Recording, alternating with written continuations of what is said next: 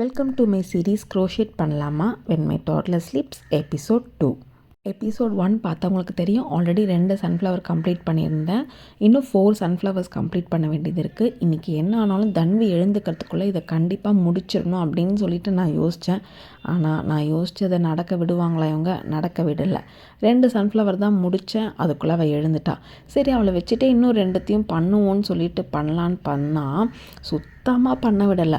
அப்போ தான் சிசர்ஸ் எடுக்கிறா, நீடில் எடுக்கிறா. இது வேலைக்கு ஆகாதுன்னு சொல்லிட்டு ஒன்று மட்டும் அவளை வச்சு கம்ப்ளீட் பண்ணிட்டேன். எப்படியோ கஷ்டப்பட்டு நைட் அவள் தூங்கினதுக்கப்புறம் நம்ம வேலையை பார்த்துப்போன்னு சொல்லி அவளை தூங்க வச்சுட்டு ரிமைனிங் ஒர்க்ஸ் எல்லாமே கம்ப்ளீட் பண்ணிட்டேன்.